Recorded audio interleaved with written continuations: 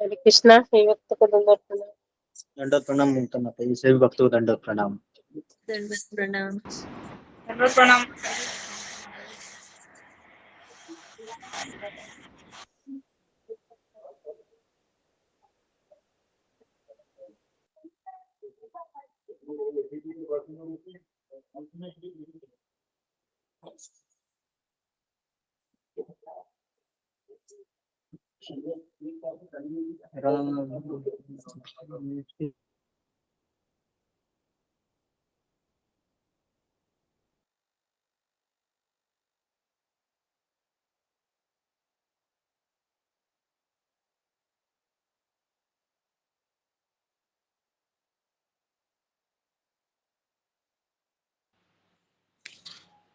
हरे कृष्णा माता जी, हरे कृष्णा प्रभु जी, दंडवत प्रणाम।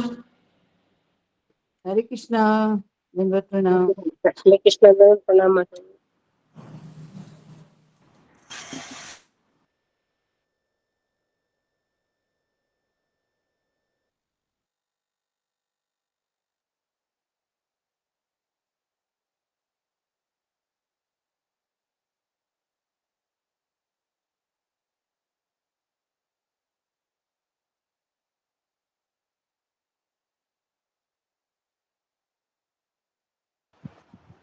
हरे कृष्णा, सभी भक्तों को दंडवत प्रणाम। दंडवत प्रणाम प्रभु जी। हरे कृष्ण प्रभु जी, दंडवत प्रणाम। हरे कृष्ण दंडवत प्रणाम माता जी, सभी भक्तों को दंडवत अशोक प्रणाम। प्रभु जी दंडवत प्रणाम, सभी भक्तों को दंडवत प्रणाम। दंडवत प्रणाम विशाल प्रभु जी। हरे कृष्णा। हरे कृष्णा प्रभु जी। हरे कृष्णा माता जी, दंडवत प्रणाम। हरे कृष्णा प्रभु जी, दंडवत प्रणाम। दंडवत प्रणाम माता जी। हरे कृष्णा, सभी भक्तों को दंडवत प्रणाम। हरे कृष्णा। हरे कृष्णा, सभी भक्तों को दंडवत प्रणाम। दंडवत प्रणाम माता जी, सभी भक्तों को दंडवत प्रणाम। प्रभु जी दंडवत प्रणाम। विशाल प्रभु जी दंडवत प्रणाम।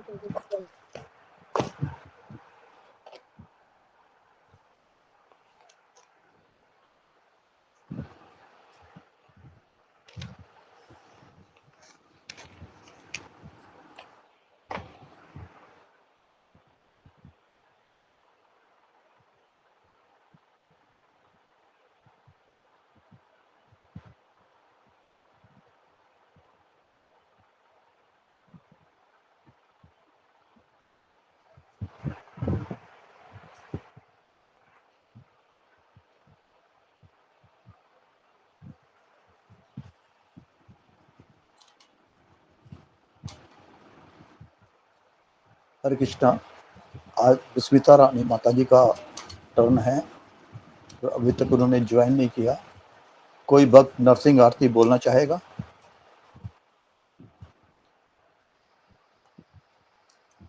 ममता माता जी बोलिए आप। जी प्रभु जी, धन्यवाद। सभी भक्तों को दंडवत प्रणाम। गुरु जी को दंडवत प्रणाम।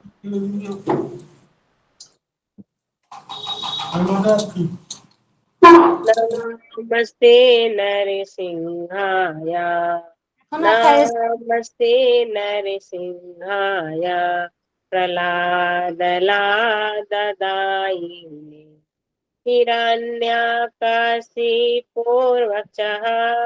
हिरण्यकशिपुर्वक्षः, शीलटङ्कानखाल, शीलटङ्कानखालये, इतो नरसिंह पुरतो नरसिंह, इतो नरसिंह परतो नरसिंह, यतो यतो यामि ततो नरसिंह, यतो यतो यामि ततो नरसिंह, बाहि नरसिंह हृदये नरसिंह, बाहि नरसिंह हृदये नरसिंह, नरसिंहमदिं चरणं प्रपदे, नरसिंहमदिं चरणं प्रपदे, तव कर कमलवरे नखा, अद्भुत श्रृंगार, दलिता हिरण्यकशिपु तनुभृंगा, केशवधृता नर हरि रूपा जय जगदीश हरे, जय जगदीश हरे, जय जगदीश हरे। जय नरसिंह देव, नरसिंह देव, नरसिंह देव, जय नरसिंह देव। जय प्रहलाद महाराज, जय प्रहलाद महाराज, प्रहलाद महाराज, जय प्रहलाद महाराज। जय जय प्रभुपाद, प्रभुपाद, प्रभुपाद, जय जय प्रभुपाद। जय जय गुरुदेव, गुरुदेव, गुरुदेव, जय जय गुरुदेव। विघ्न विनाशक नरसिंह देव की जय। जय। बहुत सुंदर बहुत सुंदर माता जी। जय माता जी। सुंदर माता जी। हरि बोल। हरे सभी कृष्णा प्रभु भक्तों जी, को हरे दंडवत कृष्णा प्रणाम। प्रणाम। कृष्णा सभी भक्तों को दंडवत कृष्णा सभी भक्तों को दंडवत प्रणाम। बहुत सुंदर माता जी। दंड प्रणाम माता जी। सभी भक्तों को हरे दंड कृष्णा प्रणाम। सभी हरे भक्तों को कृष्णा, हरे दंडवत कृष्णा, प्रणाम। कृष्णा। हरे कृष्णा सभी भक्तों। अब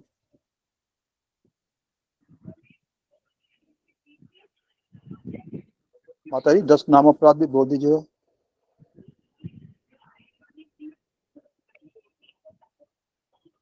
प्रभु जी मैं बुक ला रही हूँ, 1 मिनट। जी।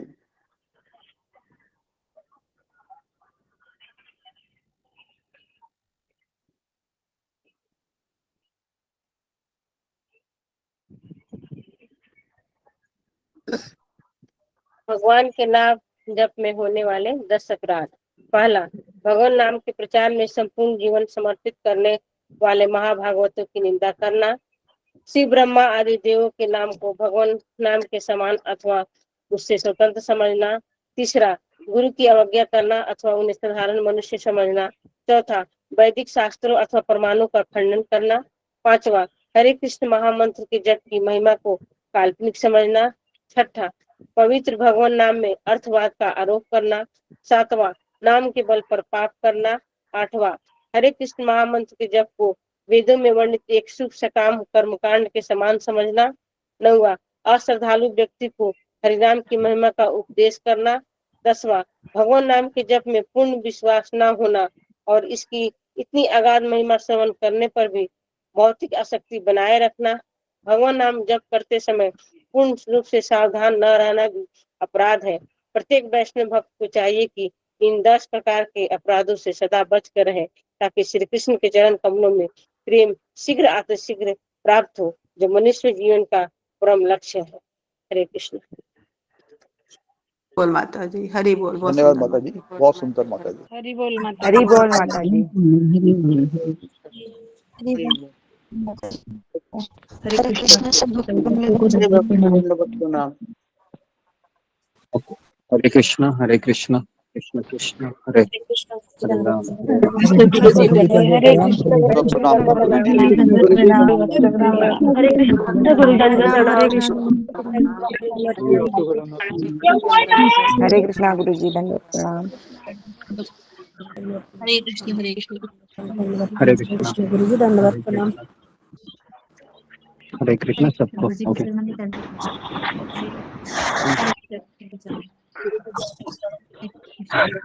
हरे कृष्णा, हरे कृष्णा, हरे कृष्णा, हरे कृष्णा।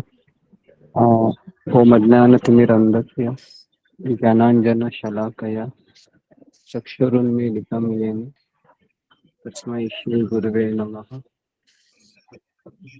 हे कृष्ण करुणा सिंधु दीनबंधु जगतपते गोपेश गोपिका गोपिका कांत राधा कांत नमस्ते। सप्तकांचन गौरांगी राधे वृंदावनेश्वरी वृषभानुसुते देवी प्रणमामि हरिप्रिये। वाञ्छाकल्पतरुणस्य कृपा सिन्धुभ्येव च पतितानां पावनेभ्यो वैष्णवेभ्यो नमो नमः। जय श्री कृष्ण चैतन्य प्रभु नित्यानंद अद्वैत गदाधर श्रीवासादि गौर भक्त वृंद। हरे कृष्णा कृष्ण कृष्ण हरे हरे, हरे राम राम राम हरे हरे। मुखं करोति वाचालं पंगुं लंघयते गिरिं, यत्कृपातमहं वन्दे श्रीगुरुदीनतारिणम्। हरे कृष्णा। तो सबका स्वागत है गीता के सत्र में। तो जी, तो आज के क्लास में हम आज कोई टॉपिक नहीं लूंगा। तो कल हमने जो चर्चा की थी और आज सुबह हमने जो चर्चा की थी इसके ऊपर थोड़ा सा हम मंथन करेंगे, गहराई में जाके इन चीज़ों को समझने का हम प्रयास करेंगे। तो इसके लिए आप लोगों के ओपिनियन में लूँगा ताकि जितने भी भक्त हैं उन चीज़ों को समझे। तो आधा घंटा में उसमें हम चर्चा करेंगे कल के टॉपिक के ऊपर, और आधा घंटा हम आज सुबह जो हमने चर्चा की थी शिल प्रभुपाद के शिष्य की कहानी आपको बताई थी, और इन दोनों चीज़ों पे हम थोड़ा सा चर्चा करेंगे। और कल मैं आपको राधिका अष्टकम के बारे में बताता हूँ, और परसों हम राधा रानी के जन्म के बारे में चर्चा करेंगे। तो परसों राधाष्टमी है, तो राधाष्टमी के दिन हमें दोपहर के 12 बजे तक उपवास रखना है। तो परसों है राधाष्टमी का दिन, हमारे लिए बहुत इम्पोर्टेंट है। तो अगर कोई भक्त है मंदिर से राधाष्टमी का प्रसाद पाने का इच्छुक है तो वह मुझे संपर्क करे कि अगर उनको राधाष्टमी में मंदिर का महाप्रसाद चाहिए तो आप अशोक चावला प्रभु से संपर्क करें, वो अच्छा रहेगा।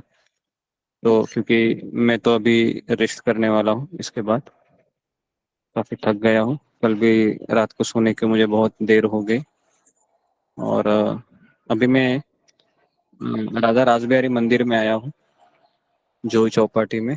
तो वहाँ पर मैं आपको भगवान के दर्शन भी दिखाता हूँ 4 बजे, जैसे दर्शन खुलेंगे तब तक हम भगवान के इस कल के सत्र के बारे में चर्चा करते हैं।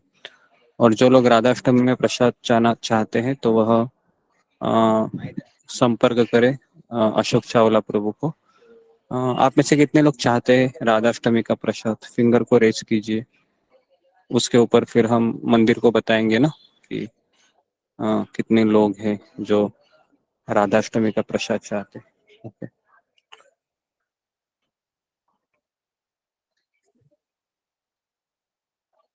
ओके। तो ओके, तो कम से कम 34 लोग हैं, ठीक है।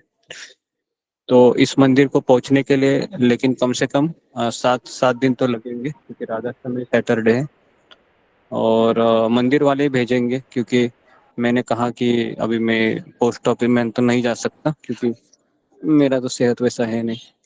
तो वही लोग हैं, मैंने उनको एड्रेस दे दूंगा, लेकिन उनके कुछ ये रहेगा, फी रहेगा, जो उससे आप डोनेशन भी उसमें रहता है और महाप्रसाद भी उसमें मिल जाता है।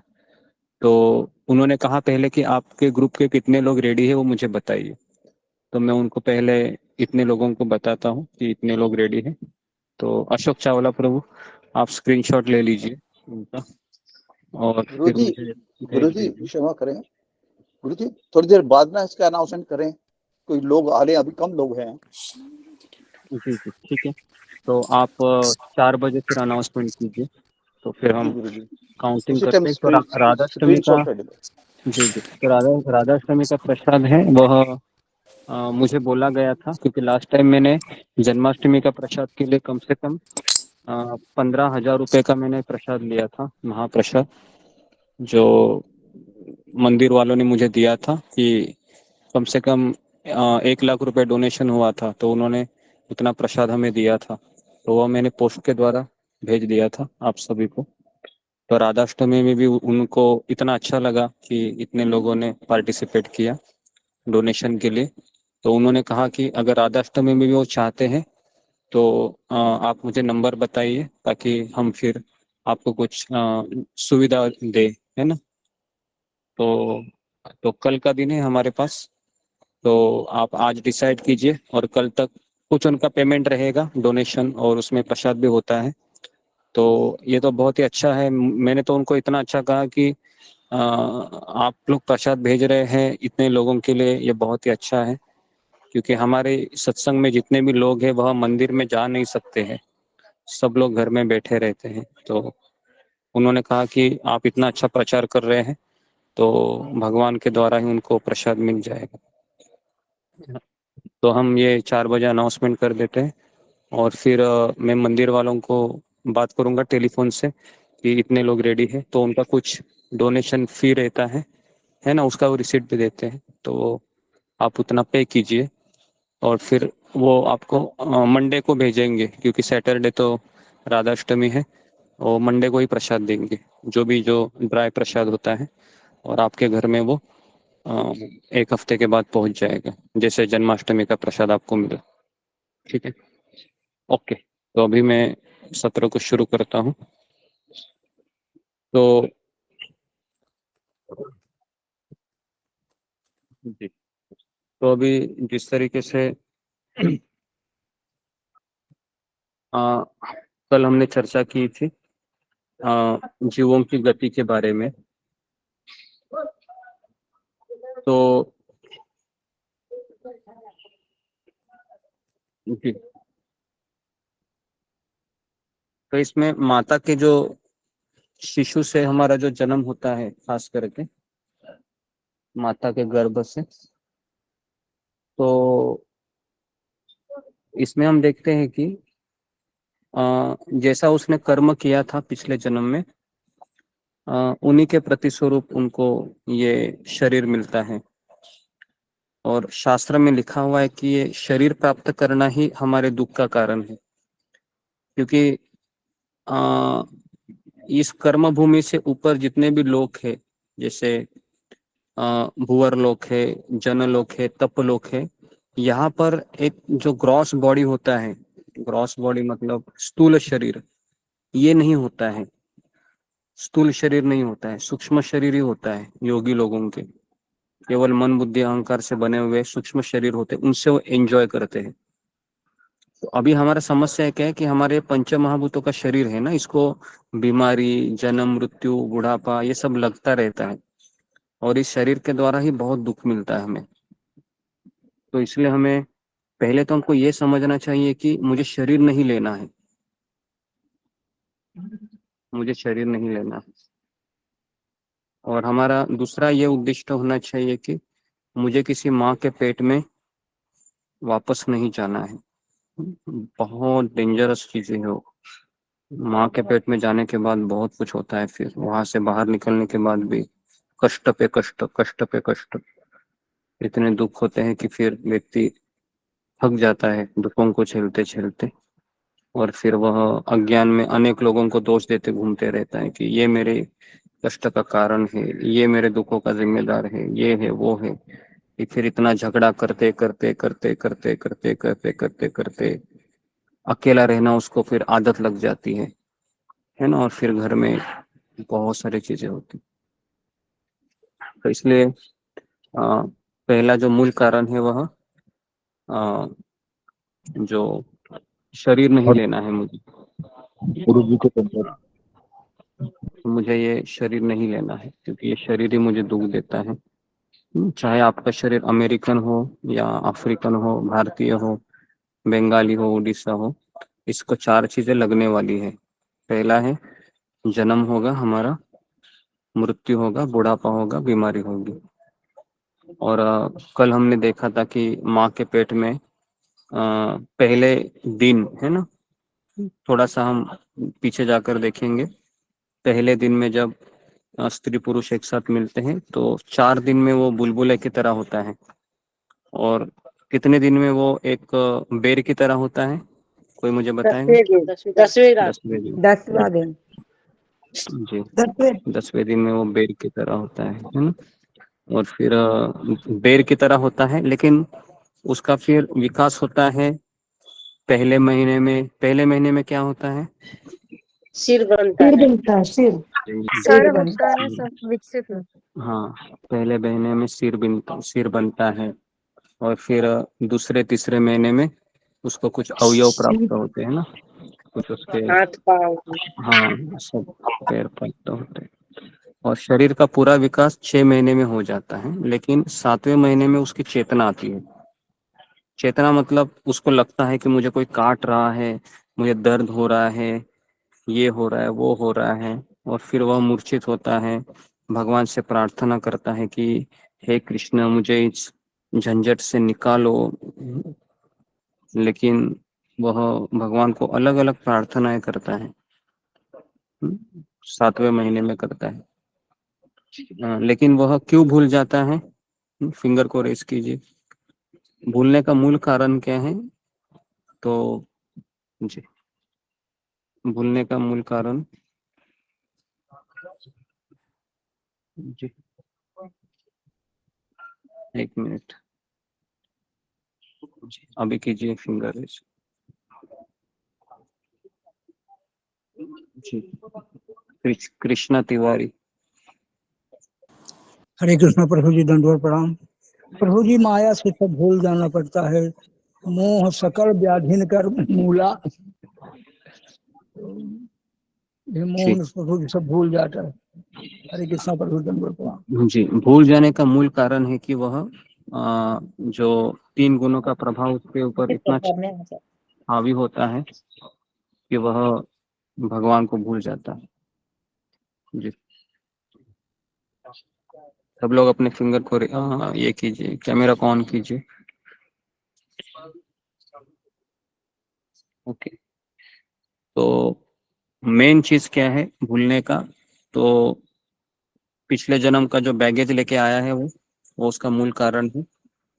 और आज सुबह हमने एक स्टोरी बताई थी आपको, हयग्रीव प्रभु की। तो जी, तो आप में से कितने लोगों को स्टोरी आज की अच्छी लगी? फिंगर को रेज कीजिए, जो आपने आज सुबह का जो क्लास सुना। आप थोड़ा सा सोचे थे लेक्चर होने के बाद कि मेरी भी जिंदगी कुछ ऐसी ही है, थोड़ी बहुत मिलती जुलती है हयग्रीव प्रभु से। जी, तो आप बेटर है कि आज सुबह का क्लास आप सुनिए, क्योंकि वो एक आशा का क्लास है, एक होप से आशावादी क्लास है वो, हम सबके लिए।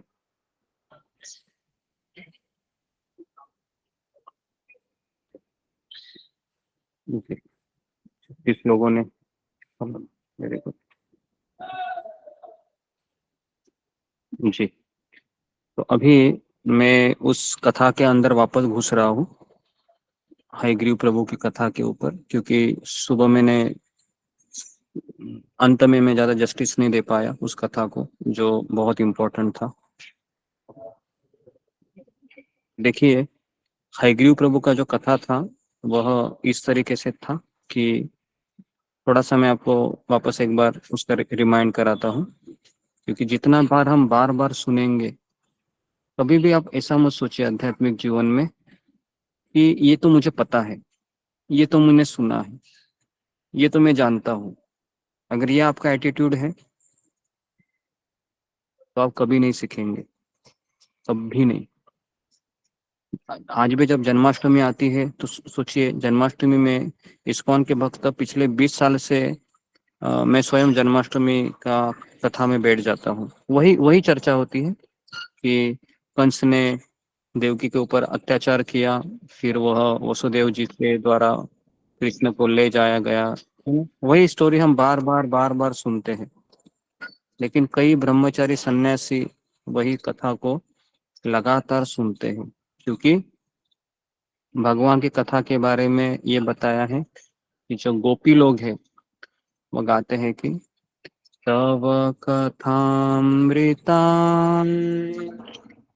तप्त जीवना कविभिरीडिता कल्मषापहा श्रवणमङ्गला श्रीमाता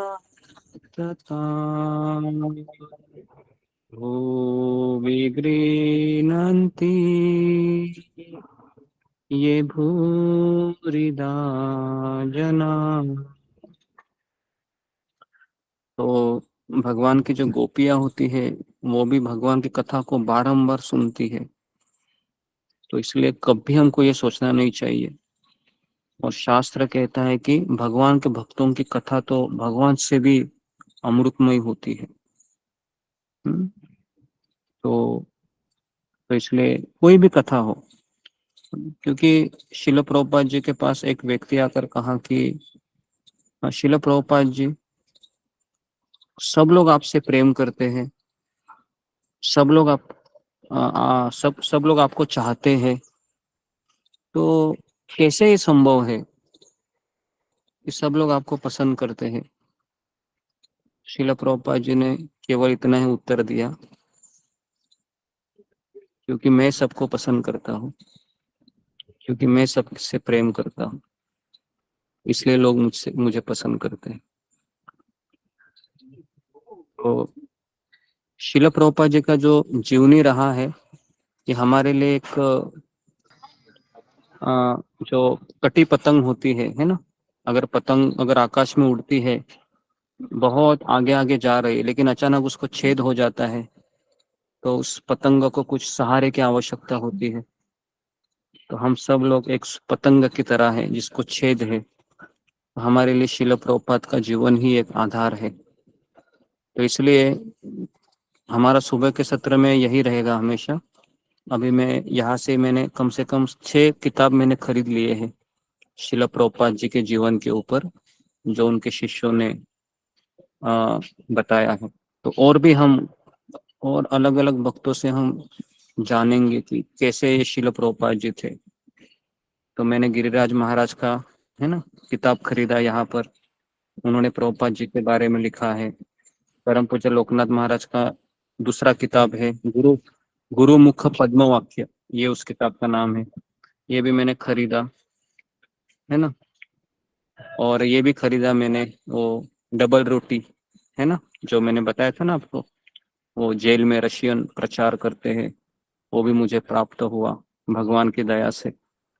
तो अभी हम इतना सुनेंगे और भक्ति में आगे बढ़ेंगे, लेकिन कोई ऐसी माया की दीवार हमें रोकनी नहीं चाहिए। जैसे कुंती महारानी कहती है कि हे कृष्ण, हे मधुपति, जिस तरीके से गंगा हमेशा सागर की तरह बहती रहती है, हे मधुपति, मेरा भी मन हमेशा अन्य विषयों में न जाते हुए केवल आपके चरणों के ऊपर हमेशा केंद्रित रहे।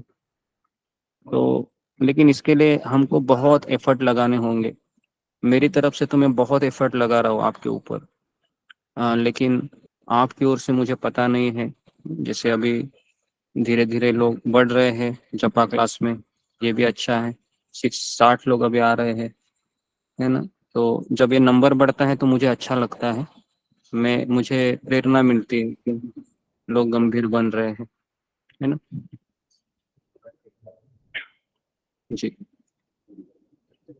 तो ये जितनी भी चर्चा होती है, ये जितना भी हम प्रवचन करते हैं, आप सुनते हैं, इसका एक ही प्रयोजन है कि आप सभी लोग जल्दी से जल्दी भगवान श्री कृष्ण के धाम में चले जाए। और कोई इसका कोई दूसरा कोई अर्थ नहीं है, ना कोई दूसरा प्रयोजन है। और आप लोग भी यही चाहते हैं कि मैं जल्दी से जल्दी कृष्ण से इतनी आसक्त हो जाऊं और या आसक्त हो जाऊं और मैं भगवान श्री कृष्ण को अंतिम समय में याद करके इस संसार से विदा लूं हमेशा के लिए। तो हमारा ये एक ही प्रयोजन है। हम सब लोग 3 बजे 9 बजे 4 बजे इसलिए मिलते हैं ताकि हम एक साथ हम आकर भगवान को याद करें, भगवान की स्तुति करें, शिल प्रभुपाद जी की स्तुति करें, भक्ति को जाने, कैसी भक्ति जी जाती है इनको समझे, कुछ अवरोध आते हैं तो उस पर विचार करें, फिर आगे बढ़े। तो इसी के लिए सत्संग होता है। तो अपनी ओर से तो मैंने पिछले 2 साल में आप लोगों को बहुत कुछ सिखाया है। मैंने आप लोगों को आरती गाना सिखाया, मैंने आपको भगवत गीता 3 बार मैंने रिपीट कराया, भागवतम का पहला स्कंद लिया, प्रभुपाद लीलामृत भी कम से कम मैंने 30 से 40 लेक्चर मैंने उस पर लिए होंगे। मैंने मेरे गुरुदेव राधानाथ महाराज का जीवनी आपको पढ़ाया पूरा 3 महीने। उपदेशामृत है, भक्ति रसामृत सिंधु है, माधुर्य कादम्बिनी है, सारी चीजें पढ़ाया है। अभी आपको अपने आप को पूछना है कि मैंने कितना लिया है इसमें से, है ना? मैंने कितना लिया है, मैंने कितना समझा है ना? तो ये बहुत जरूरी है, नहीं तो जब कोई संकट आएगा तो हम हिल जाएंगे।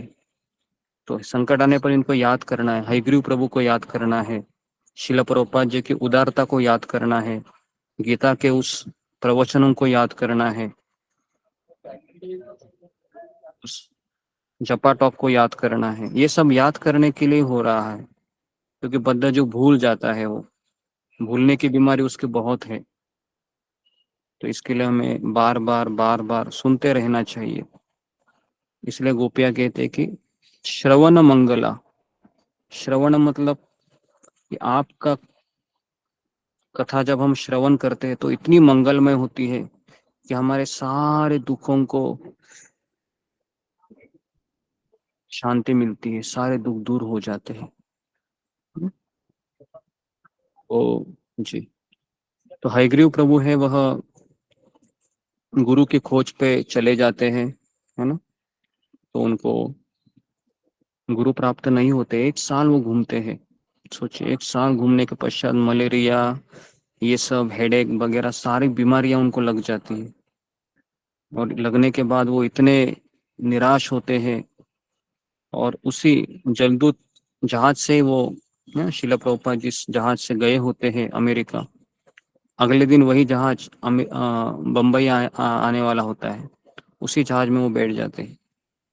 और फिर वो जैसे यहाँ पर पहुंचते हैं तो गुरु की खोज तो होता नहीं है, उल्टा उनको पाखंडी गुरु दिखाई देते हैं, तो उनका भरोसा ही उड़ जाता है। तो क्या मैं, और जब वो वहां पर आते हैं तो शिला प्रभुपाद जी उनको दिखते हैं, हॉवर्ड और कीथ को। दोनों शिला प्रभुपाद के पास आकर कहते हैं कि आप भारत से हो? प्रभुपाद जी ने कहा हाँ मैं भारत से हूँ। तो कहा कि आप भारत में साधु हो? हाँ मैं साधु ही हूँ। तो क्या आप हमें कुछ पढ़ाएंगे? प्रभुपाद ने कहा कि मैं यहाँ पर गीता के क्लासेस लेता हूँ, सोमवार बुधवार शुक्रवार, आप आ सकते हो। शिला प्रभुपाद जो उस समय इतने इंसिस्ट थे, कोई नहीं था उनके पास तो, और इन दोनों 17-18 साल के थे, हवार्ड और किथ। कहा कि चलो मैं तुमको लेके चलता हूँ। तो स्वयं शिला प्रभुपाद ने उसका हाथ पकड़ा, हवार्ड का, मैं तुमको लेके चलता हूँ। देखो ये कितनी भगवान की कितनी बड़ी कृपा है, ये आध्यात्मिक गुरु हाथ पकड़ कर लेके जा रहे हैं, चलो। सोचो, तो ये कितनी बड़ी कृष्ण की कृपा है। कोई कहेगा कि भारत जाके कुछ फायदा नहीं, लेकिन बेचारे जाके आ गए, फिर भगवान ने उनको सही आध्यात्मिक गुरु से मिलवाया। अगर भारत में उनको कोई गुरु मिल जाता था तो क्या वो प्रभुपाद से मिलते थे? तो प्रभुपाद से नहीं मिलते थे। तो ये सब भगवान की योजना होती है। और जैसे ही फिर शिला प्रभुपाद जी हाथ पकड़कर उनको लेके जाते और कहते ये देखो ये मेरा स्टोर फ्रंट है, यहाँ पर मैं सोमवार बुधवार शुक्रवार भगवत गीता पे प्रवचन देता हूँ, अब जरूर आइए, मैं आपकी राह देखूंगा। सोचो, देखो राधानाथ महाराज का जो जीवनी हमने पढ़ा ना, उसमें एक जिज्ञासु जा रहा है गुरु को प्राप्त करने के लिए, लेकिन शिला प्रभुपाद का जीवनी में एक गुरु जा रहा है शिष्यों को ढूंढने के लिए। कहाँ है मेरे शिष्य, कहाँ मुझे मिलेंगे जिनको मैं गीता पढ़ूं? तो इसलिए शिला प्रभुपाद जी का जीवन चरित्र बहुत ही यूनिक है। प्रभुपाद जी आसानी से वृंदावन में रह सकते थे, राधा दामोदर मंदिर में वो खुश थे, 2 टाइम का खाना हो रहा था, किताबें लिख रहे थे, लेकिन उनकी गुरु की इच्छा को पूर्ण करनी थी, इसके लिए वो चले गए। तो हावर्ड और कित अगले दिन आ गए और कहा कि स्वामी जी हम आ गए, तो शिला प्रभुपाद ने खुद चेयर से उठकर दरवाजा खोलकर कहा, हॉवर्ड किड तुम आ गए, आइए आइए बैठिए। सोचिए दोनों हिप्पी थे, दोनों को दोनों का दाढ़ी, हॉवर्ड का इतना दाढ़ी बड़ा हुआ था, एलएसडी नशा करते थे, लेकिन इनका एक क्वालिफिकेशन था जो मैं बार बार आपको कह रहा हूँ। जितने भी ये लोग थे ये कोई भक्त नहीं थे, लेकिन इनका एक क्वालिफिकेशन था। कौन बताएगा कि इन सबका एक क्वालिफिकेशन क्या था? फिंगर को रेस कीजिए।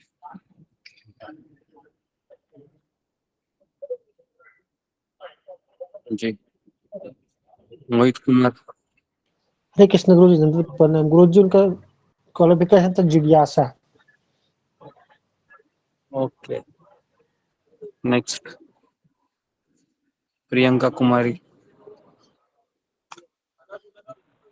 हरे कृष्ण गुरु जी, उनके अंदर जिज्ञासा था जानने के प्रभुपाद के बारे में। ओके, अच्छे से आप क्लासेस को सुनिए दोनों। नेक्स्ट साधना रिसवाल।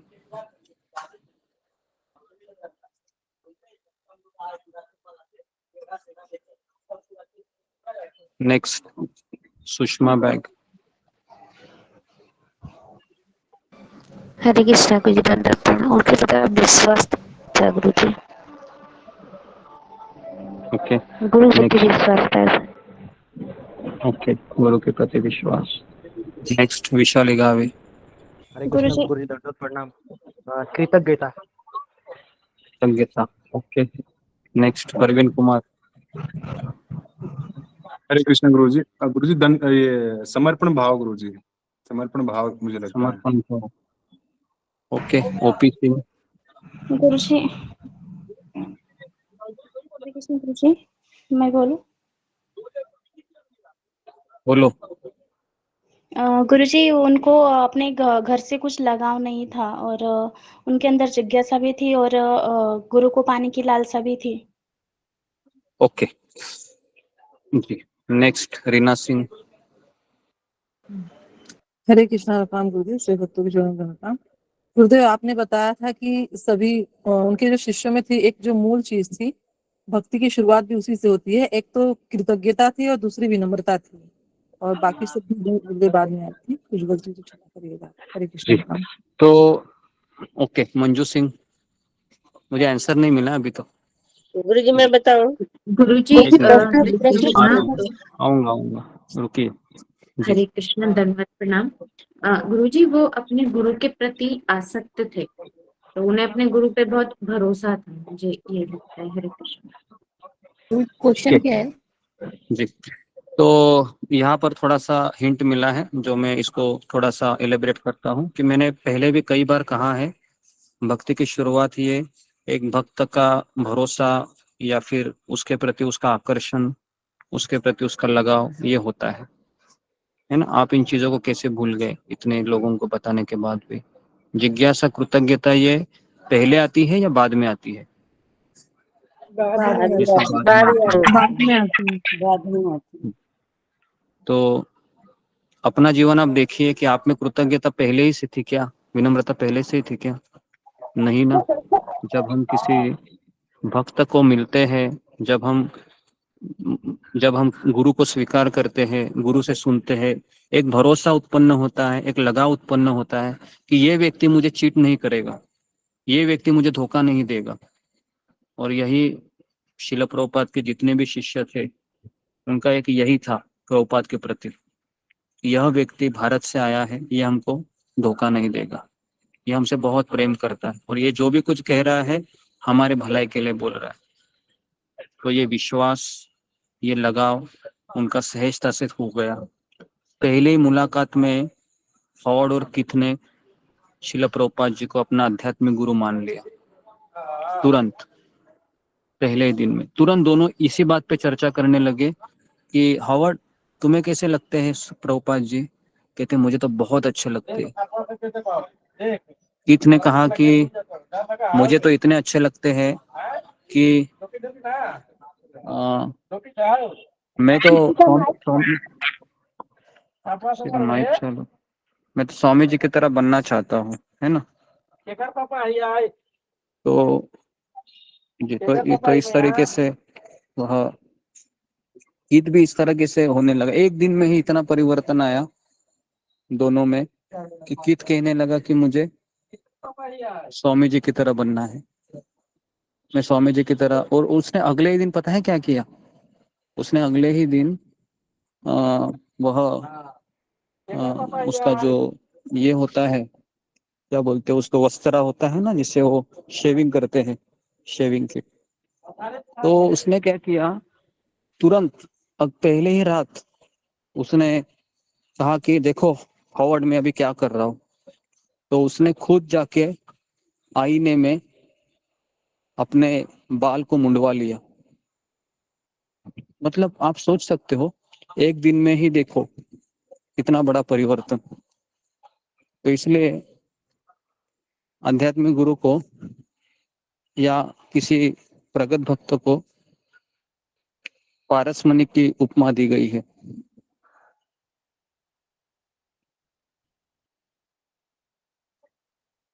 जो पारसमणि होता है उसके संपर्क में अगर लोहा भी आता है तो उसमें भी स्वर्ण के गुण आ जाते हैं।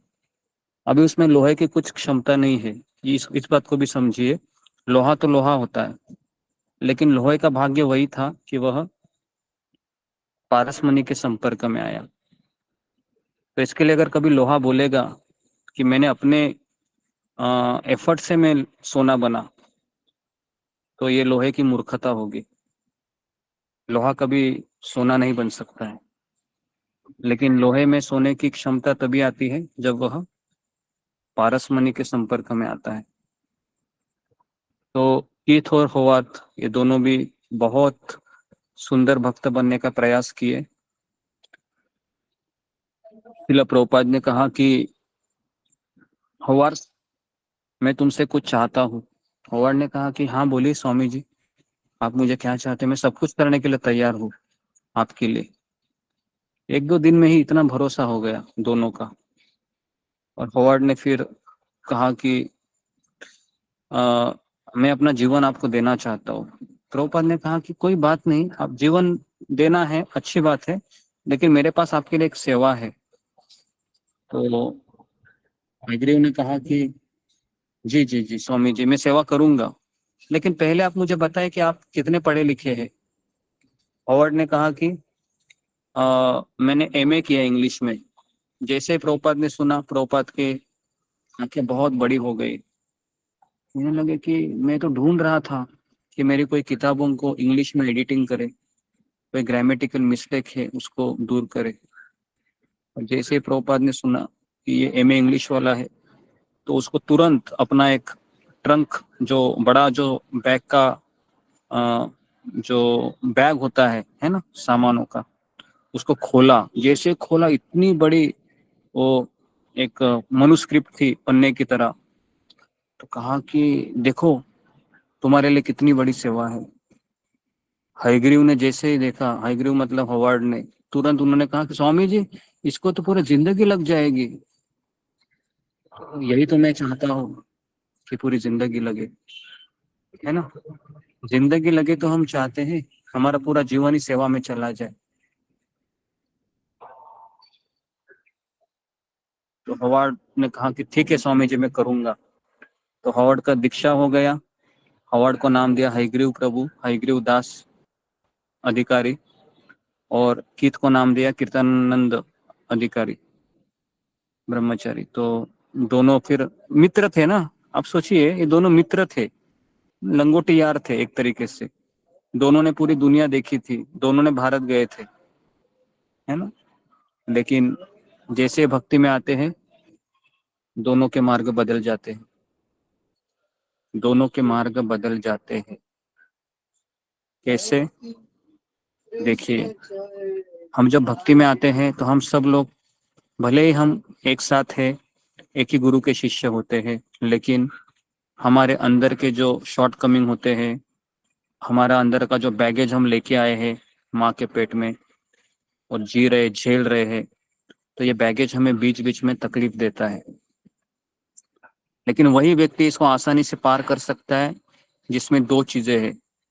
पहले, चैतन्य भागवत कहता है कि जिसने 16 माला ब्रह्म मुहूर्त पे उठ के करना सीख गया है, इसको कोई भक्ति से हिला नहीं सकता, ये भक्ति में टिके रहेगा।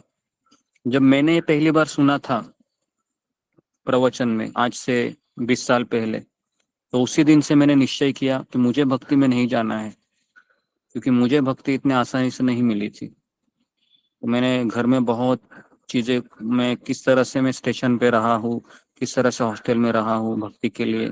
मैं घर में भी 2-2, 3-3 साल नहीं गया हूँ, क्योंकि मुझे डर था कि मैं घर चला जाऊंगा तो फिर मेरे घर वाले मुझे लॉक करके रखेंगे, फिर पता नहीं मेरा क्या होगा।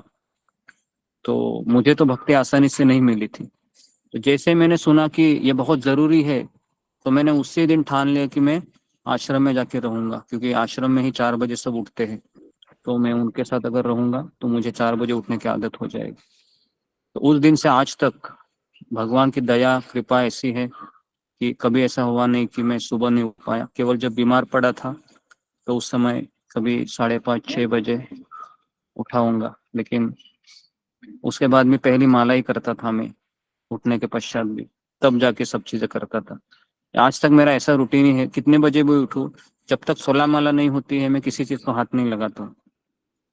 तो क्योंकि मुझे भक्ति में रहना है ना, मुझे भक्ति से जाना नहीं है, क्योंकि मुझे भक्ति आसानी से नहीं मिली है ना। तो ये एक चीज बताई थी, चैतन्य भागवत में बताया। और दूसरा चीज बताया कि वैष्णव अपराध, तो वैष्णव अपराध है, ये बहुत डेंजरस होता है। तो इसके लिए वैष्णव अपराध को टालना है, तो इसका सबसे बड़ा फॉर्मूला है कि जितने भी वैष्णव से आप परिचित हो सबको प्रणाम करो, सबके साथ विनम्रता से व्यवहार करो, चाहे वो 1 माला कर रहा है, 2 माला कर रहा है, 16 माला कर रहा है, वैष्णव है, आप उनके सामने झुको। ये 2 चीजें करेंगे तो कोई माँ का लाल नहीं है आपको भक्ति से निकाल सकता है। लेकिन ये 2 में से भी एक चीज नहीं करेंगे तो फिर माँ का लाल नहीं, माया ही हमको आसानी से भगा देगी। और फिर आप बोलोगे कि ये बाप रे बाप, ये मेरी क्या माया का लाल हो जाएंगे, है ना जी। तो फिर आप सोचोगे कि ये मेरी क्या हालत हो गई। तो यही कहानी को मैं अभी थोड़ा सा आगे ले जा रहा हूँ। हयग्रीव प्रभु का 1 साल हो गया, 1 साल से वो सेवा कर रहे थे। फिर अचानक ही पता नहीं क्या हुआ उनको, तो वह छोड़कर ही चले गए इस्कॉन को ही, माला वगैरह करना बंद हुआ है ना।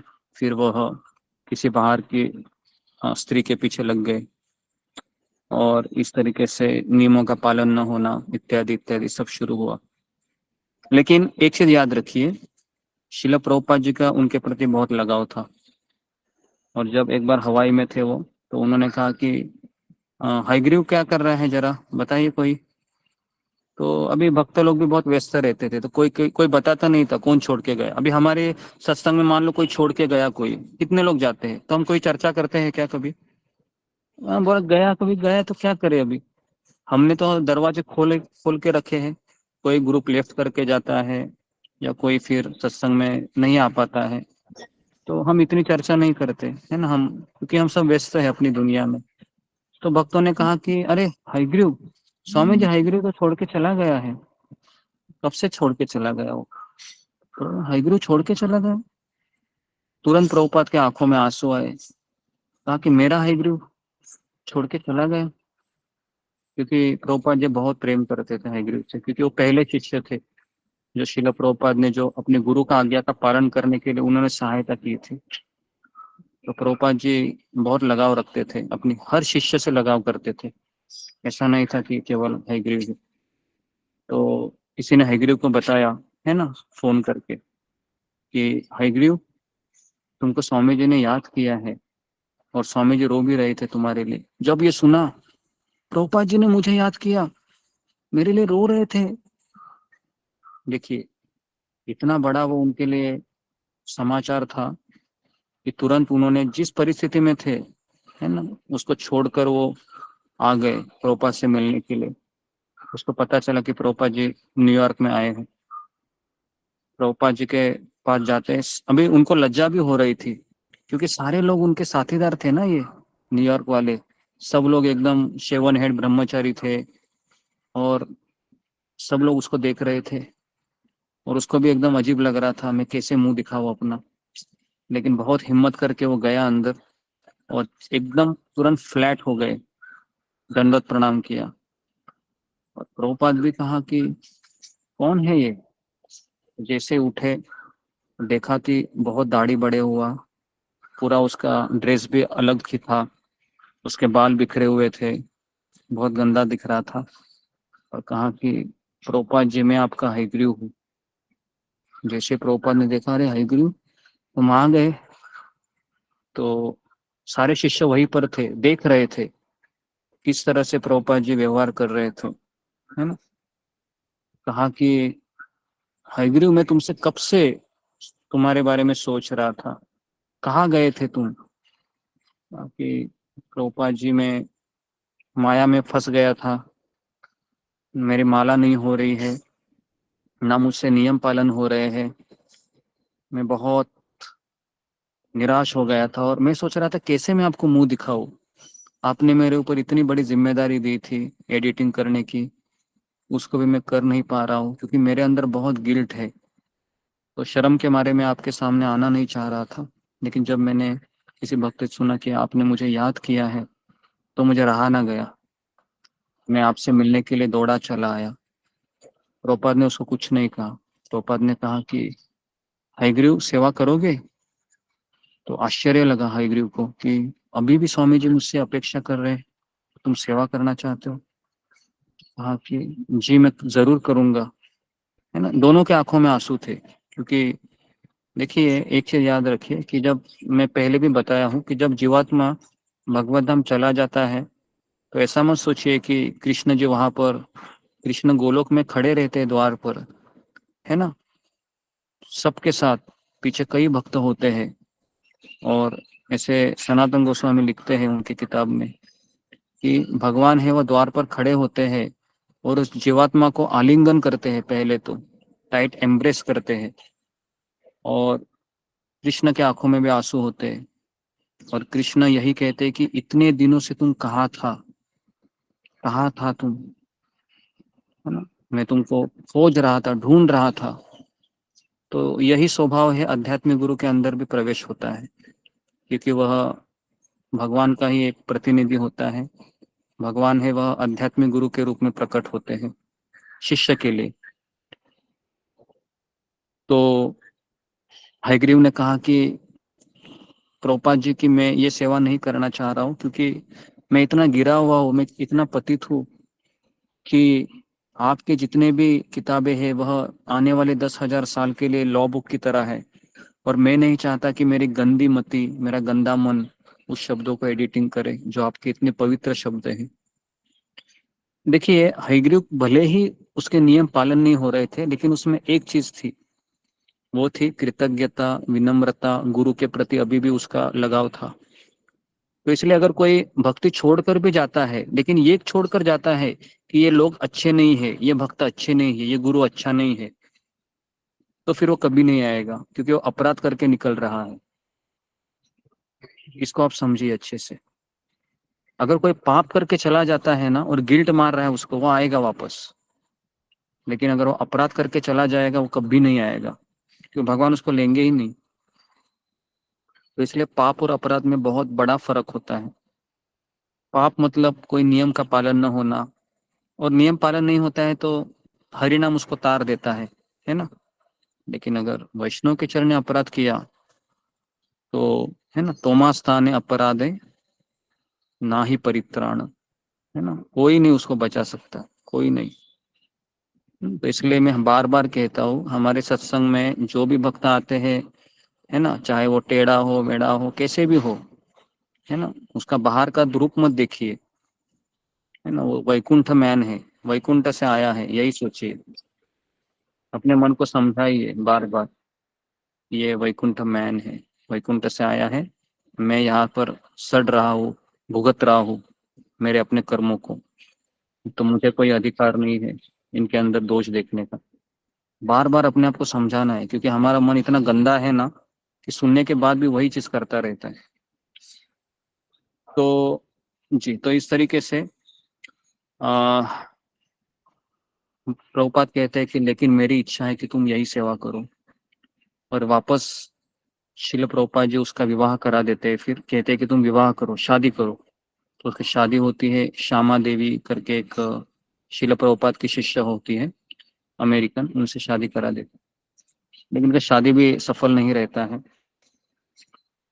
लेकिन एटलीस्ट वो 2 साल 2.5 साल वापस रहता है।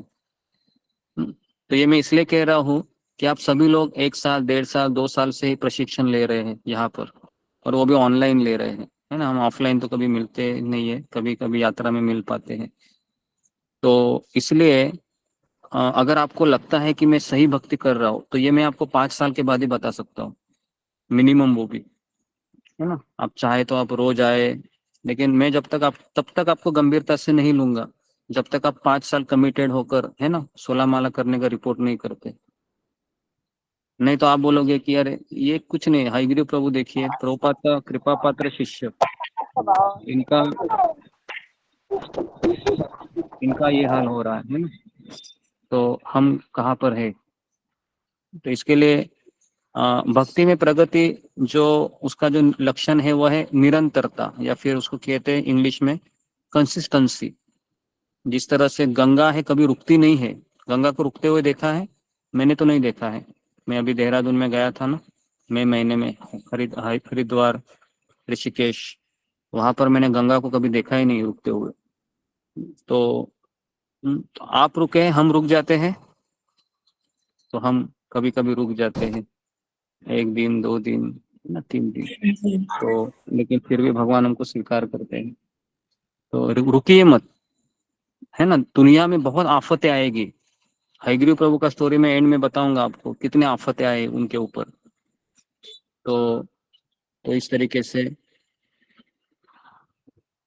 हयग्रीव ने वापस सेवा करना शुरू किया, और इतना बढ़िया सेवा किया उन्होंने फिर आकर कि भगवान ने हयग्रीव प्रभु के जरिए एक ऐसी कम्युनिटी की स्थापना की जो आने वाले के लिए एक मिसाल बनेगी। देखिए, भले ही वो छोड़कर चले गए थे, लेकिन वापस आने के बाद उन्होंने 100 एकड़ का बड़ा लैंड लिया, रेंट पे लिया, वो भाड़े पे।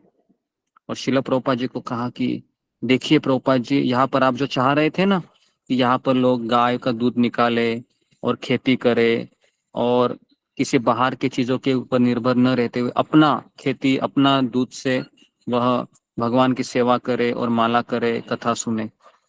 तो प्रभुपाद ये चाहते थे, तो उन्होंने ऐसे 100 एकड़ का लैंड लेके प्रभुपाद को संतुष्ट किया। और फिर प्रभुपाद जी ने कहा कि तुम्हें अभी मंदिर का अध्यक्ष बनना है। लेकिन हयग्रीव का मन दूसरी ओर ही था। हयग्रीव ने कहा कि मुझे नहीं बनना है मंदिर के अध्यक्ष। तो फिर प्रभुपाद ने कहा कि फिर तुम सन्यास ले लो। कहा कि प्रभुपाद जी, मैं सन्यास कैसे ले सकता हूँ, मैं तो शादीशुदा हूँ। अरे शादीशुदा हो तो क्या हुआ, तुम्हारी पत्नी मेरी बेटी है, ख्याल रखूंगा मैं, सन्यास ले लो। तो हयग्रीव कहा कि नहीं नहीं स्वामी जी, प्रभुपाद जी, मैं मंदिर अध्यक्ष बनता हूँ। तो इस तरीके से उन्होंने 2 साल फिर कारोबार संभाला, है ना, हयग्रीव प्रभु ने मंदिर अध्यक्ष का रूप में वहां पर। उस समय वह ऐसे इतने सुंदर, वो ऐसा नहीं था कि हयग्रीव प्रभु पढ़े लिखे नहीं थे, एमए किए थे, सोचो, है ना, पोस्ट ग्रेजुएट थे और एक प्राध्यापक थे। ऐसा भी नहीं था कि कोई पढ़ा लिखा व्यक्ति है। उसके बाद भी फिर 2 साल के बाद वापस छोड़ के चले जाते, कहते हैं कि मैं चला जा रहा हूँ, तो और रिजिग्नेशन देते हैं कि मैं अभी मंदिर में नहीं रह सकता। क्यों जाते हो, पत्नी को भी छोड़ते, कहते हैं कि अंदर से इस तरह का तूफान आता है, फॉरेस्ट फायर कहते हो। पता है आपको, फॉरेस्ट फायर, जंगल में आग लगती है ना, कोई उसको, क्या जंगल में आग कोई लगाने आता है? कोई लगाने नहीं आता है ना। जंगल में आग अपने आप लगती है। तो हमारे अंदर का जो आग है वो भी ऐसा ही होता है, अपने आप वो इमोशन आते हैं, और हम कितना कोशिश करते हैं, क्यों हो रहा है, क्यों हो रहा है, क्यों हो रहा है। लेकिन अगर हमारा सत्संग ठीक नहीं है, हमारा साधना ठीक नहीं है, तो हम उसको रोक नहीं सकते। अजामिल के केस में आता है कि अजामिल ने केवल एक बार ही दृश्य देखा था, गलत दृश्य। और ऐसा नहीं था कि अजामिल ब्राह्मण था, वेद शास्त्र सब उसको पता था, लेकिन परिस्थितिवश वह शिकार बन गया और फिर उसने अपनी पत्नी को छोड़कर वेश्या से शादी किया।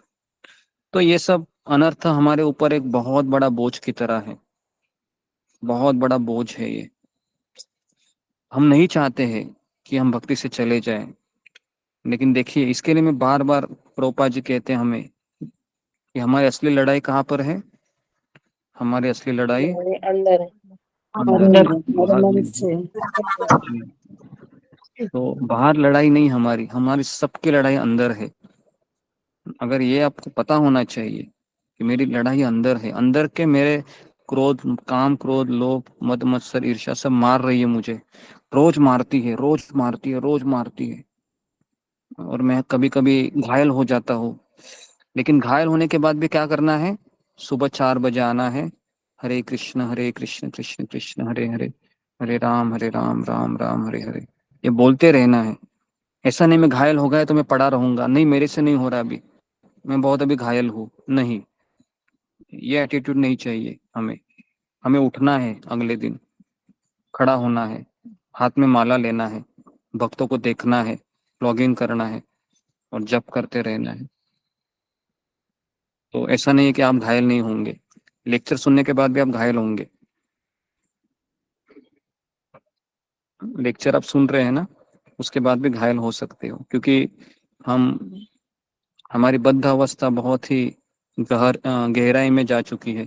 करोड़ों जन्म से हम भगवान को भूल कर हम जिए हैं ना। तो इसके लिए हमको बार बार याद कराना है, बार बार याद कराना। और याद वही व्यक्ति कर सकता है जो नियमित रूप से सत्संग करता है। जो नहीं करता है वो आसानी से माया उसको, है ना, लेके चली जाती है, बहाव में चला जाता है दूर दूर। तो हयग्रीव वापस चले गए उसी बहाव में, और इस समय चले गए तो 3 से 4 साल वह लौट कर ही ना आए। 1972 में वापस चले गए। 76 में केवल एक बार किसी ने कहा कि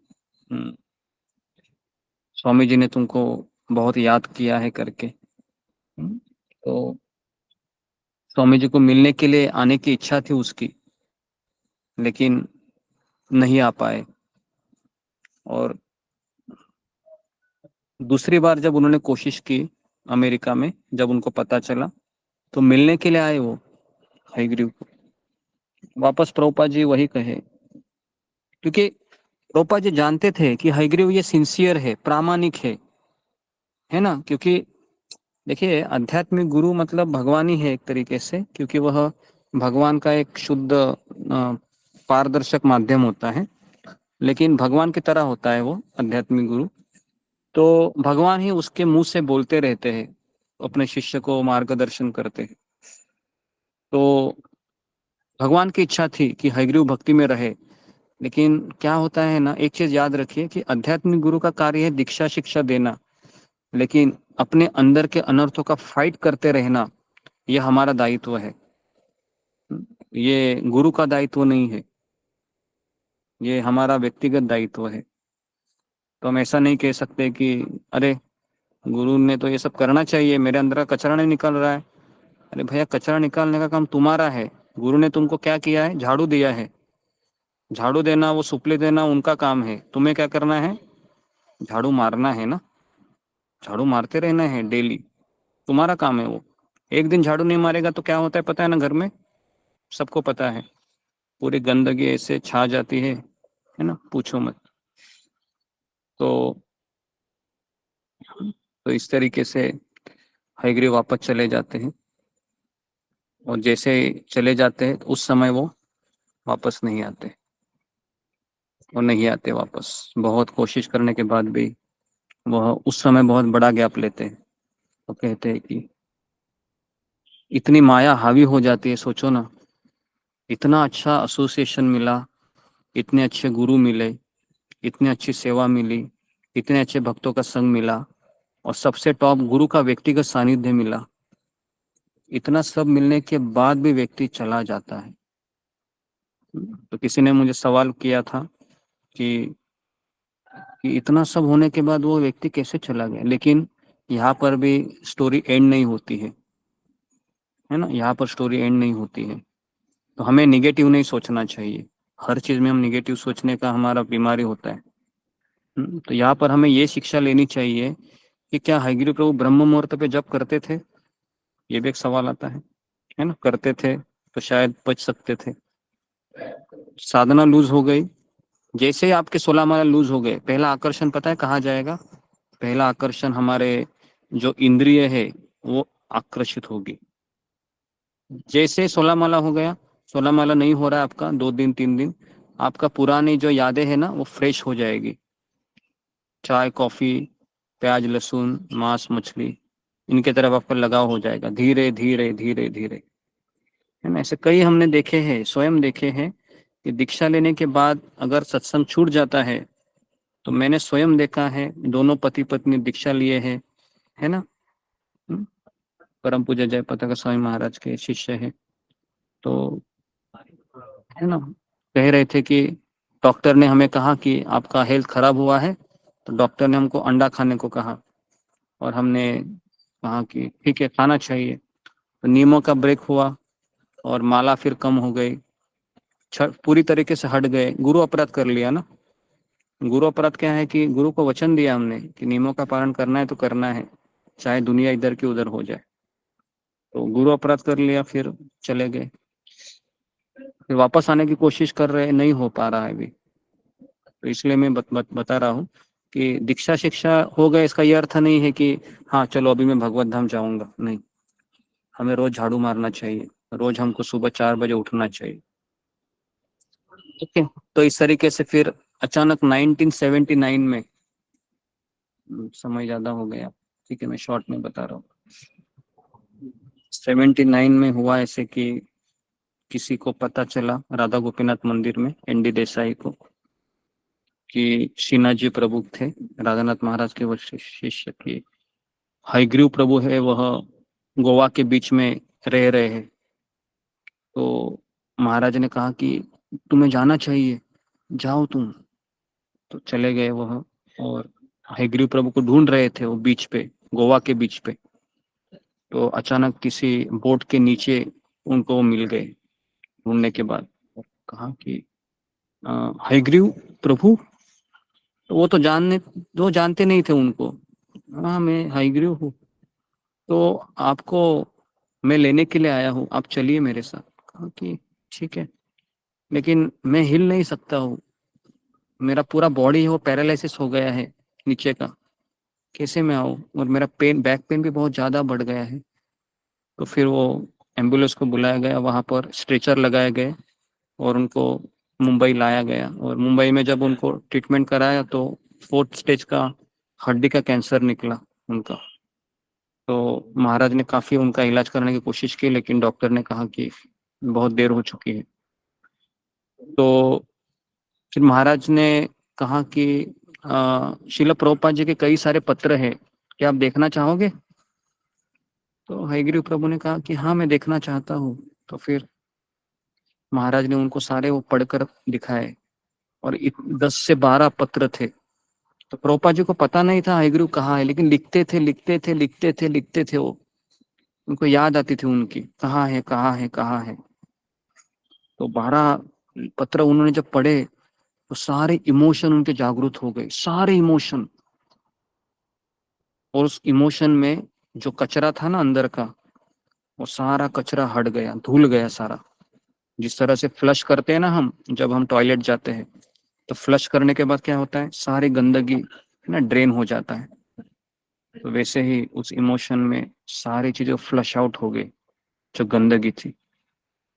और कहा कि फिर उनके आंखों से आंसू आने लगे हयग्रीव प्रभु के। कहा कि श्रील प्रभुपाद जी मुझसे बहुत कुछ चाहते थे, मैं जवान था, 18 ईयर का था मैं, 18 साल का था मैं, बहुत कुछ कर सकता था मेरे गुरु के लिए, लेकिन मैं कुछ नहीं कर पाया। ये रिग्रेट उनको चुभ रही थी कि मैंने कितना बड़ा अपराध किया गुरु के प्रति। तो राधानाथ महाराज ने कहा कि क्या भावना आपको अंदर सताती है? तो उन्होंने कहा कि मुझे इस बात का दुख नहीं है कि मैं नियम पालन न कर सका, मुझे इस बात का भी दुख नहीं है कि मैं अच्छा गृहस्थ नहीं बन पाया, मुझे इस बात का भी दुख नहीं है कि मैं माला भी मैंने छोड़ दी। मुझे इस बात का दुख है कि मुझे इतने अच्छे गुरु मिले थे, लेकिन मैं उस गुरु की आज्ञा का पालन नहीं कर पाया। और महाराज कह रहे थे उस समय मैंने हयग्रीव प्रभु के आंखों में देखा था कि वह अपने हृदय के गहराई से वो पश्चाताप कर रहे थे। और उस समय महाराज ने कहा कि मैं ऐसा अभी तक बहुत लोगों को मिला मैं, लेकिन ऐसे व्यक्ति को नहीं मिला जो इतनी आध्यात्मिक गुरु के प्रति करुणा का और प्रेम का प्रदर्शन कर रहा है। और वो दिन आ गया। उसके बाद फिर उन्होंने कहा कि मेरे गुरु मुझसे संन्यास लेना चाह रहे थे, तो उन्होंने कीर्तनानंद महाराज से संन्यास लिया। मरने के लिए कुछ, शरीर छोड़ने के लिए एक डेढ़ महीना ही बाकी था, संन्यास लिया। उनका नाम हुआ हयग्रीव स्वामी। तो इस तरीके से हयग्रीव स्वामी डेथ बेड पे थे। वो दिन आ गया और हमेशा राधानाथ महाराज उनके साथ रहते थे। और उस दिन उन्होंने कहा कि शिल प्रभुपाद जी आ रहे हैं मुझे लेने के लिए, Prabhupada ji is coming, he is coming. और वो देख रहे थे, प्रभुपाद जी वास्तव में उनको दिखाई दे रहे थे और कह रहे थे कि मैं तुम्हें लेने के लिए आया हूँ। और शिल प्रभुपाद जी इस तरह से उनको बुला रहे थे जैसे कृष्ण बुला रहे हैं, दोनों हाथ ऐसे है ना सामने करके। और हयग्रीव तुरंत जाने के लिए तैयार हो जाता है। उनका कैंसर का पीड़ा वगैरह सब शून्य हो जाता है, शून्य पेन। जैसे परीक्षित महाराज जब है ना कृष्ण कथा में इतने डूब गए थे, तो तक्षक केवल उसके जो मृत शरीर था उसको ही डस पाया, क्योंकि उन्होंने तो पहले ही समाधि में चले गए थे परीक्षित महाराज। उसी तरीके से हयग्रीव प्रभु पहले से कृष्ण भावना भावित इतने तल्लीन हो गए थे कि उनको वो कैंसर का पेन भी कुछ नहीं लग रहा था।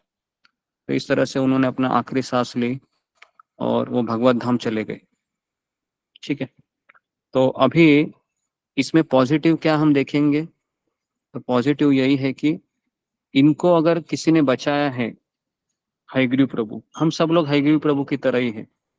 ऐसा नहीं है कि हम बहुत साफ सुथरे हैं, हमारे अंदर की भी वासनाएं हमको कभी कभी इतनी मारती रहती कि पूछो मत, है ना। आप सबको ये अनुभव होगा, 16 माला करने के बाद भी एक दिन हम गायब हो जाते हैं, 2 दिन गायब होते हैं। कभी कभी हमको गिल्ट मारती है, मैं क्या कर रहा हूँ, बाहर का खा रहा हूँ, मैं ये कर रहा हूँ, वो कर रहा हूँ, मैंने नहीं करना चाहिए। या फिर हमारा जो पास्ट लाइफ होता है वो इतना गंदा होता है कि हमें शर्म आती है अपने आप को भी भक्त समझने का।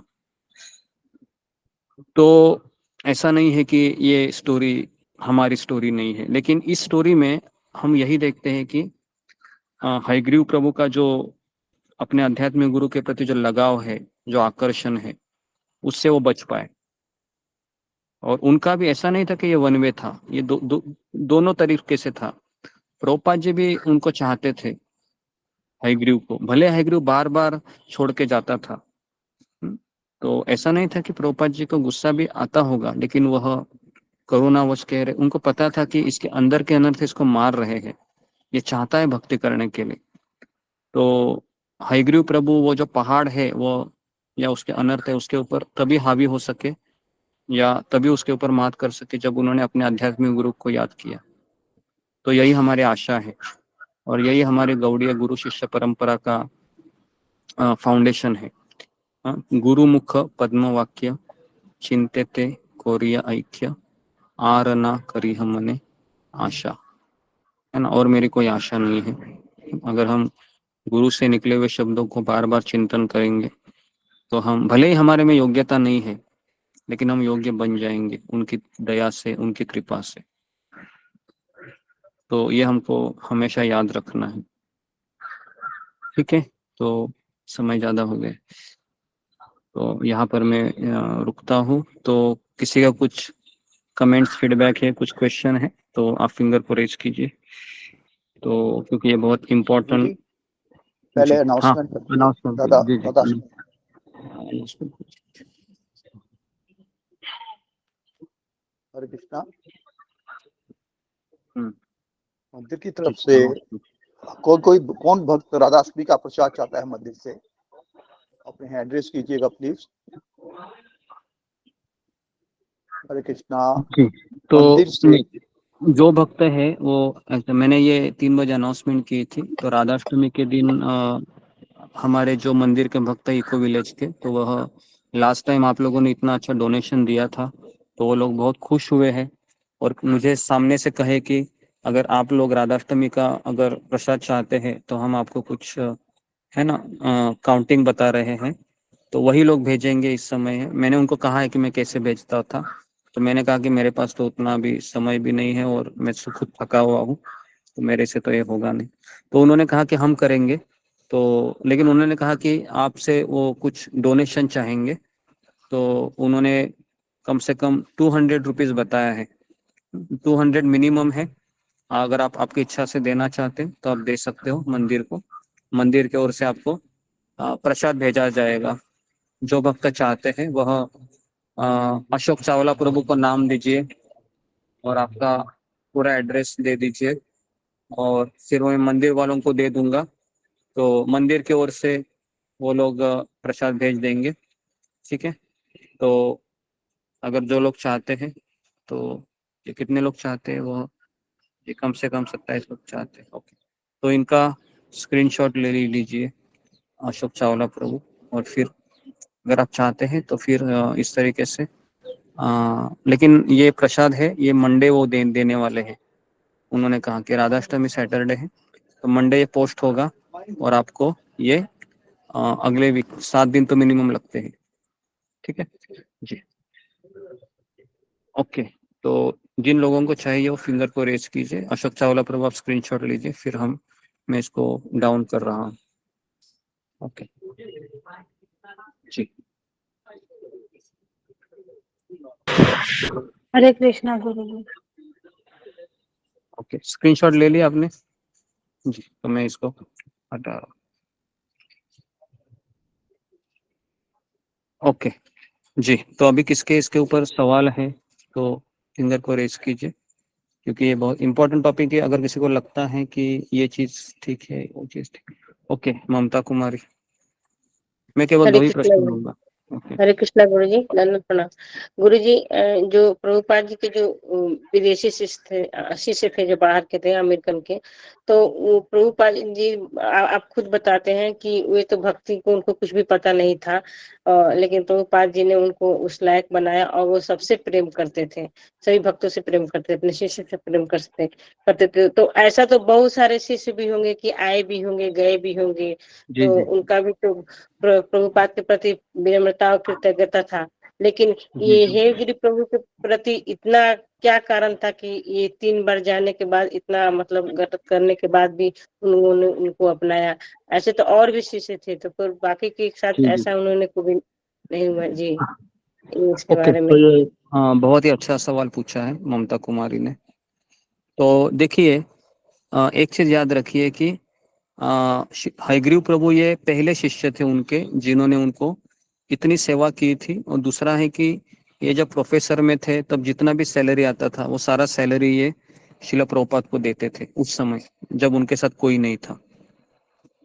तो जब शुरुआत के दिनों में जो व्यक्ति है ना गुरु को बहुत नजदीक रहता है और काफी उनकी सहायता करता है, तो ये उनका एक फॉर्चून कह सकते हैं, भाग्य कह सकते हैं कि क्योंकि भक्ति ये एक भक्त की कृपा से मिलती है और उस कृपा की कुछ व्याख्या नहीं है कि इसी को क्यों मिली मुझे क्यों नहीं मिली, ये व्याख्या नहीं है उसकी। तो बस उन आध्यात्मिक गुरु को लगा कि मुझे हयग्रीव पसंद है तो पसंद है, ये पहली चीज। और दूसरी है कि काफी सारे शिष्य हैं वो प्रभुपाद से लगाव करते थे, और ऐसे काफी प्रभुपाद के शिष्यों ने जब शरीर छोड़ा है 2014, 2010, 2015, और जो लोग मूवमेंट को छोड़कर भी गए थे है ना, वो लोगों ने भी प्रभुपाद जी को याद करके शरीर छोड़ा है और भगवत धाम चले गए।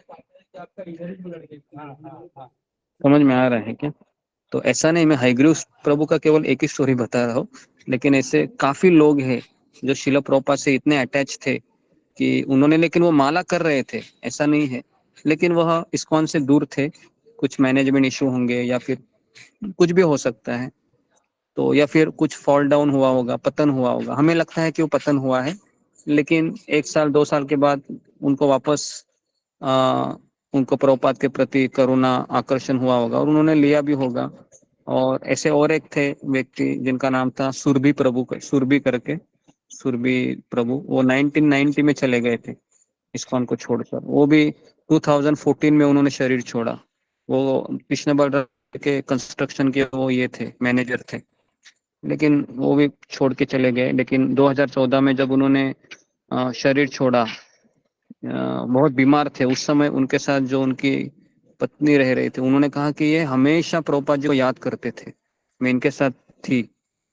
तो जब उनके पत्नी ने स्विच दिया मंदिर में, तो ऐसा नहीं है, ऐसे काफी लोग हैं। ठीक है जी, जी धन्यवाद। एकता सोमानी।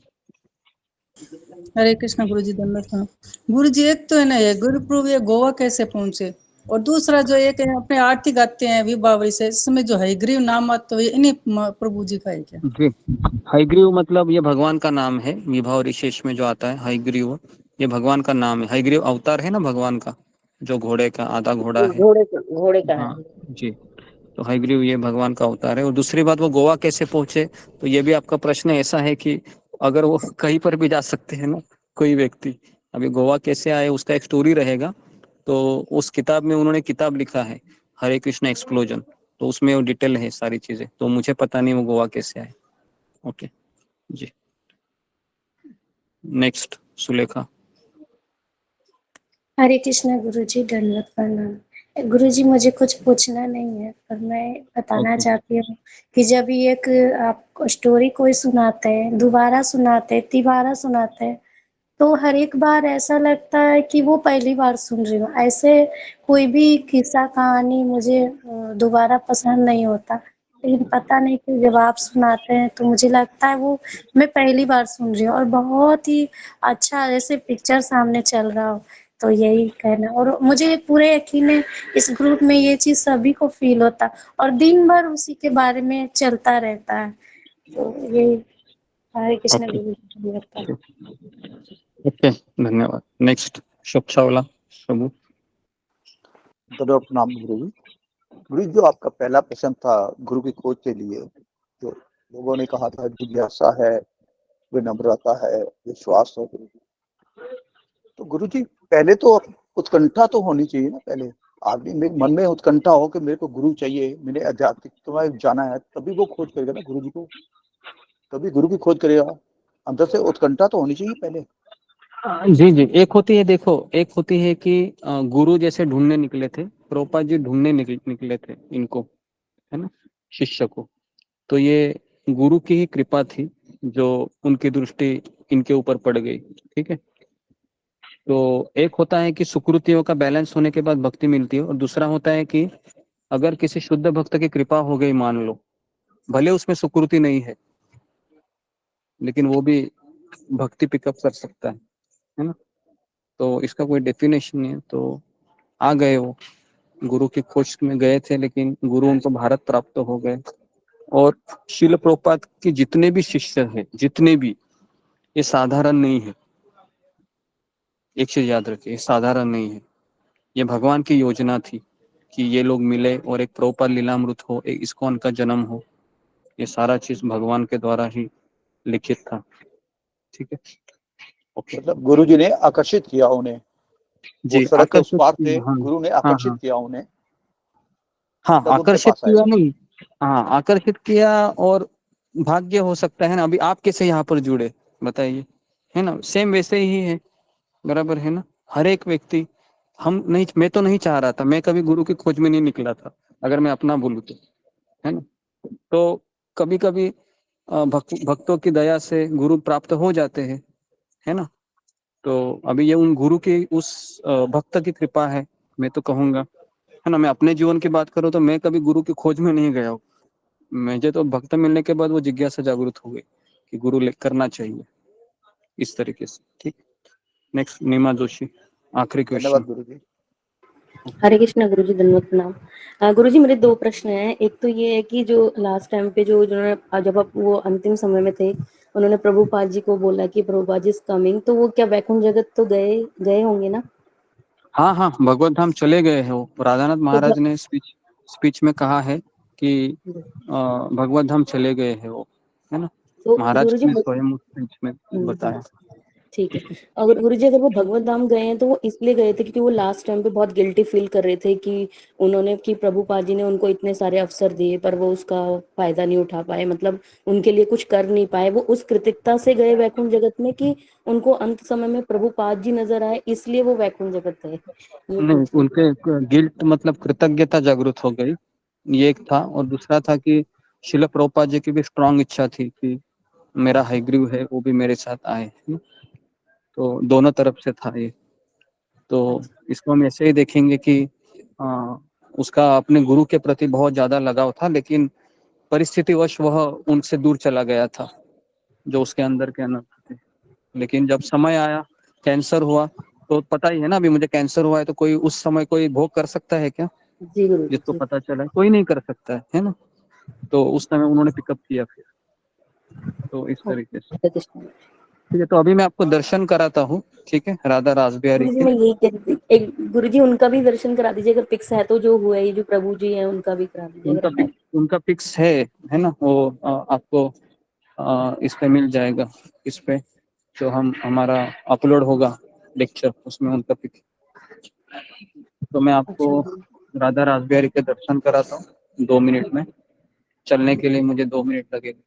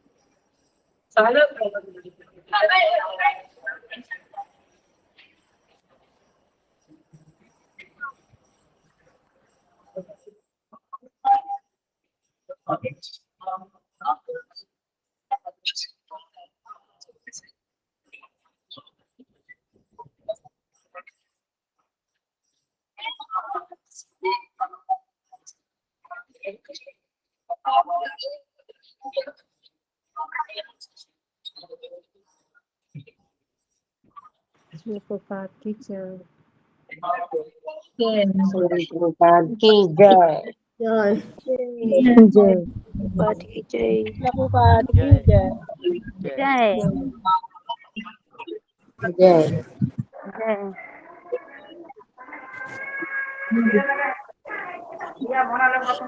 ঠিক আছে ধরুন না ধরুন না আর ধরুন না हाँ ধরুন না আর ধরুন না আর ধরুন না सुमित्रा माता जी आप म्यूट कीजिए। ওর সাথে কথাও করো না ওদিকে তাকাইও না ওদিকে তাকাইও না ওদিকে हरे তাকাইও कृष्ण না सुमित्रा माता जी म्यूट कर लीजिए प्लीज।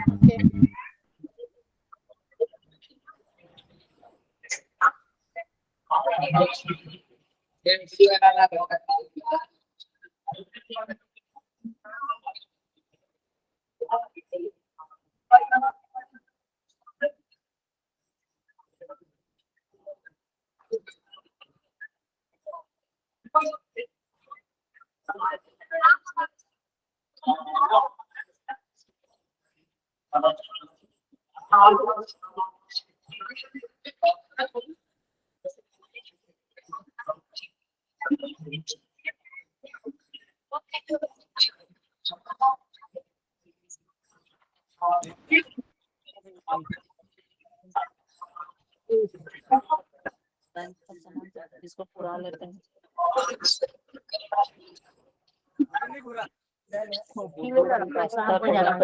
ऐसा दिखता है ना गोपाल ये दिख रहा है सर लगा हरि बोल।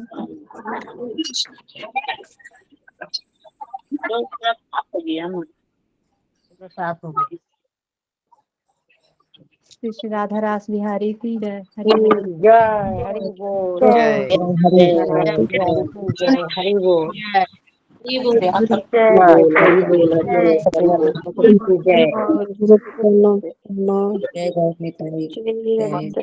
हरे कृष्णा। हरे कृष्णा।